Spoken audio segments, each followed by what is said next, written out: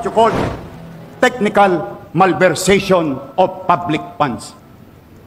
Kala ko ba tagagawa kayo ng batas? Kanyang ibinuking na umabot na sa lampas 10 billion pesos ang utang ng lungsod, kabilang ang utang sa basura, gamot, office supplies at iba pang essentials. Matindi ang banat ni Dumagoso sa kanyang dating governance partner na si former Mayor Hani Lacuna dahil umano fiscal recklessness ng kanyang administrasyon. Binuking din ni Dumagoso ang tatlong dating opisyal at dati rin niyang appointee na di umano'y nagpulsa ng bilyong-bilyong pera tulad ni na dating Special Projects Head Joy Dawis Asuncion, dating Public Employment Service Office Head Fernan Bermejo at ni dating Secretary to the Mayor Marlon Lacson. Sinabi din ni Dumagoso na pansamantala munang ibababa ang allowances ng senior citizens na dinoble ng nakaraang administrasyon. Iusap ko sa DPW, huwag po ninyo kayong magtatayo.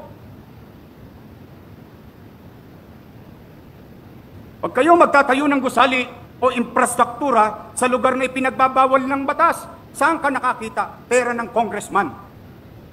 Pera ng taong bayan. Magpapatayo ng barangay hall sa bangketa. Kala ko ba tagagawa kayo ng batas? Bakit kayo nagtatayo ng barangay hall at building sa tapat ng eskwelahan?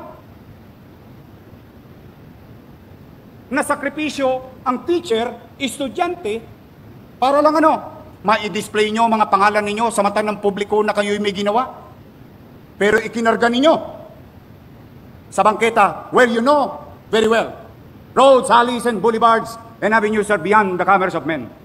Naglilinis kami dahil kayo'y congressman, kayo'y siga, ni walang permit, ni walang construction permit, ni walang building permit. Subukan niyong gawin yan sa harapan ko ngayon. Iohoyo ko kayong lahat. Ano? Kano ba ang bayarin na iniwan ng nakaraang administrasyon? Negative 10.2 billion pesos and counting.